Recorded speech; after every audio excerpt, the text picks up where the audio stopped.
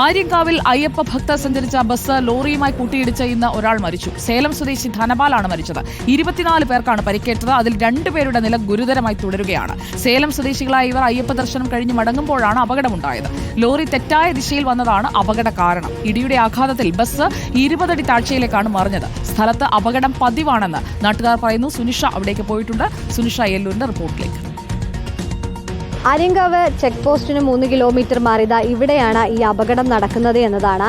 ഈ അയ്യപ്പ ഭക്തർ സഞ്ചരിച്ച ബസ്സും ഈ ലോറിയും തമ്മിൽ കൂട്ടിയിടിക്കുകയായിരുന്നു. ഒരു പക്ഷേ ബസ് ഇടിച്ചതിന് ശേഷം ഇതാ 20 അടി താഴ്ചയിലേക്ക് പതിക്കുകയും ചെയ്തു. 25ഓളം പേരാണ് ഉണ്ടായിരുന്നത്. ഒരാൾ തലക്ഷണം തന്നെ മരിക്കുന്ന സ്ഥിതിയായിരുന്നു. പിന്നാലെ 24 പേരെ പുനലൂർ ആശുപത്രിയിലേക്ക് മാറ്റി. 2 പേരുടെ നില ഗുരുതരമായിരുന്നു. 6 പേരെ ഇപ്പോൾ തിരുവനന്തപുരം മെഡിക്കൽ കോളേജ് ആശുപത്രിയിലേക്ക് മാറ്റിയിരിക്കുകയാണ്. അപകടത്തിന്റെ ഒരു ആഘാതം ഒരുപക്ഷെ ഈ ദൃശ്യങ്ങളിൽ തന്നെ വ്യക്തമായി കാണാൻ കഴിയും. RTO കൂടി ഇവിടെയുണ്ട്. ലോറിയുടെ ഡ്രൈവർ ഉറങ്ങിപ്പോയതാണ് തോന്നുന്നത്. കാരണം ഈ ഇറങ്ങി വന്നിട്ട് അദ്ദേഹം നേരെയാക്കിയിട്ടില്ല, ആ വളവ് നേരെയാക്കിയിട്ടില്ല. നിലവിൽ പുനലൂർ താലൂക്ക് ആശുപത്രിയിൽ കഴിയുന്നവരുടെ ആരോഗ്യനില തൃപ്തികരമാണ് എന്നതാണ്.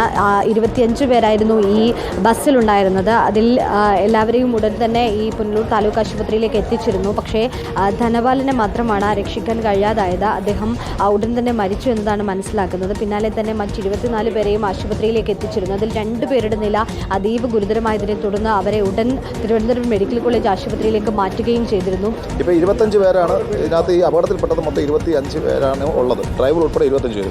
24 പേര് ഈ ഹോസ്പിറ്റലിലേക്ക് രാവിലെ കൊണ്ടുവരികയും ഇവിടുന്ന് ആദ്യം വളരെ ക്രിട്ടിക്കലായിട്ടുള്ള 2 പേരുടെ മുഖമൊക്കെ പൊളിഞ്ഞിട്ട് ഒരു മുഖത്തിൻ്റെ ഭാഗമൊക്കെ അവരെ അല്ലേ 2 പേരെയും ആദ്യം തന്നെ മെഡിക്കൽ കോളേജിലേക്ക് അയച്ചു.